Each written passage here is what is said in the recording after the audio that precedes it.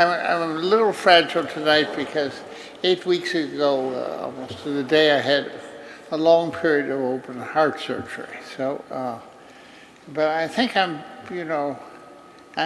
almost intellectually back, and I want to play tennis, and by July. Now I have no speech, but let me say, I think I probably, certainly in this room, I've been in and trying to promote cancer research for longer than anyone alive, because it goes back pretty far. My interest started in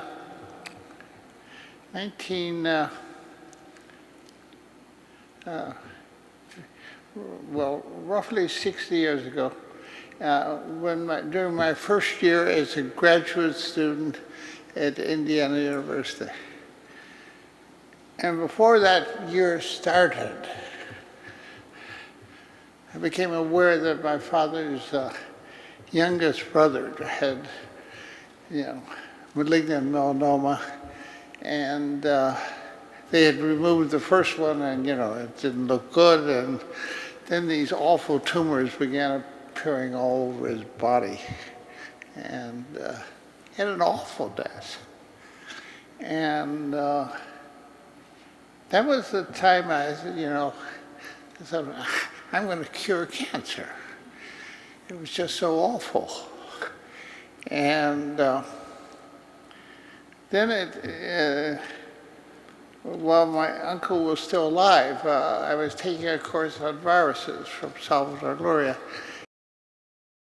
So it worked out the connection between viruses and cancer, tumor viruses. So I really became deeply intrigued by, why would a virus cause cancer? And of course, I knew the big problem was, we had to know what DNA was before we could move forward. But almost as soon as, we had the DNA structure and I had a teaching job, like Gloria, I was teaching tumor viruses. It really was what interested me. The chemistry of DNA, I wasn't a chemist, I was a biologist. And so I remember one evening I was preparing my notes, and then suddenly I said, well, the essence of a tumor virus is it has to carry a gene that turns on DNA replication. It seemed so simple, it had to be right. And it was right. I mean, it was a simple form. And but I was, at that stage, messenger RNA hadn't been discovered. So to put it, how far back it was. And I put sort of my thoughts together, and it was an incentive to write my textbook, The Molecular Biology of the Gene, which the last chapter was a geneticist's look at cancer, which was looking at tumor viruses and saying what they were. And I had no chance, or I didn't want to work on tumor viruses at Harvard. What we were doing was very exciting. But when Cold Spring Harbor came up, and I realized it was going to die, and I just loved that place. Unless I took it over, I took it over. But the thought was the main focus would be tumor viruses, of which then there were only 3 other places in the world doing it. Leo Sachs was doing it at the Weizmann Institute. I'd met him already. Dobecca was doing it at the Salk Institute. And Sarah Stewart and Bernice Eddy were doing it at the National Cancer Institute. And so, and particularly, I'd say the leader was Dobecca. So the first thing I did when at Cold Spring Harbor was to offer a job to the leader of the Beckles lab, Joe Zabrook, a very, very bright Englishman with a good Australian background. And getting Joe really made the whole thing. He was intensely competitive, and he didn't want anyone else to discover anything. And it worked. The other thing Cold Spring Harbor enabled me to do was to produce books about cancer. There were really no good books around.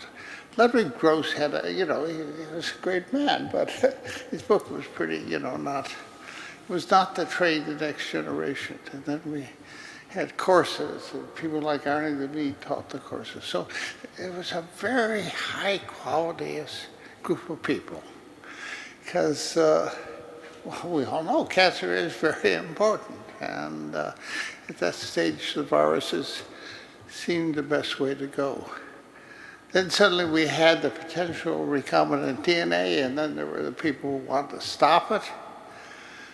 So I spent a couple of years of my life just fighting awful people, crooks, people who wanted to stop us from understanding cancer with all sorts of phony. And I went to Cornell, and it upset people, but I called all the opponents of recombinant DNA a collection of shits, kooks, and incompetence. Now, that may sound extreme, but it was true. True. So, sometimes reality is not believable, and you've got to say it. But we won the battle. And we might have lost it. Temporarily Cambridge Mass had voted against it. A left-wing contingent led by George Wald, an idiot. So my life was, more dominated by just trying to make the conditions possible to do cancer research rather than do it myself. And I didn't see any reason why I had to be famous or anything like that. And it was just to let other people do it. We have, our DNA splicing, RNA splicing was discovered that we just had a fabulous collection of people, many of them from the UK, and coming to Cold Spring Harbor. So I think we weren't necessarily the best lab in the world, but there was no other better. And, I think your objective always has got to be pretty high, and particularly with cancer. Cancer is important. You don't want to leave that in the hands of dumb people. Often it is. But, it was important to get a discipline, to get the books, and get the things out. Then, the potentiality of it was pretty clear. We could sequence the human genome. It would have immense value. How could you, find all the genes responsible for cancer unless you had this human genome? And I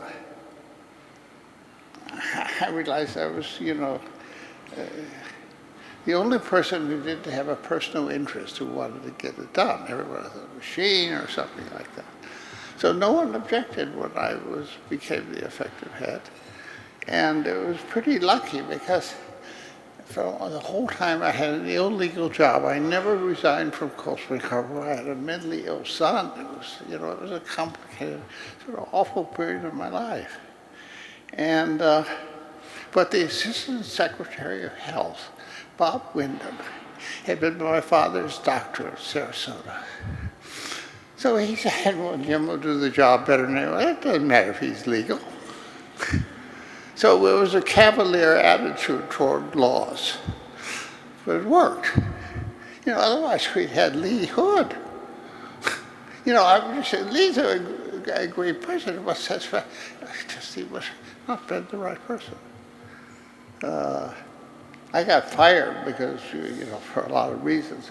And it was good because the main thing is I started it and eventually we got the human genome, and now, we've got the personal genomes, an enormous opportunity. So in conclusion, I can say I really like the idea that this is an award named after me. It's the first time in my life anyone's done this.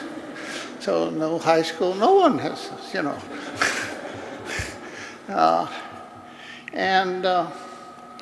Because I hope in the future, emphasis will be given to giving the prize to someone who's made a big step toward really curing cancer.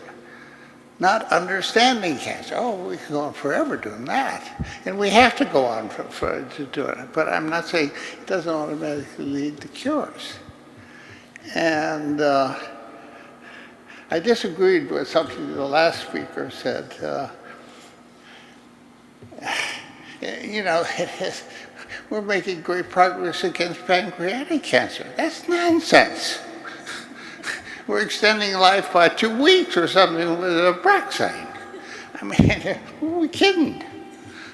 It's an incurable disease. And therefore, we should cure it. Okay. So I think the prize should be given to someone who, you know, yeah. So I think, you know, when we, these young fellows that you supported, and I totally love the idea, they should ask themselves, is what they're doing going to really help cure cancer? If the answer is no, they shouldn't do it. But they will, because we're not focused enough on curing the disease. We're focused on treating it. Fortunately, melanoma, which was, you know, such a horror, Jim Allison and his vaccines, you know, that may be a curable disease soon. So I think there are big opportunities out there in biochemistry and a number of ways when our objective should be to see that 5 years from now, we have real steps forward. You know, and you know, I did decline to be treated for non-existent prostate cancer. But, you know, I did worry, what if I got, you know, untreatable prostate cancer? It would be awful. And almost no one is studying it. You know, why is it untreatable? So if I were, you know, 20 years younger, I'd have an objective.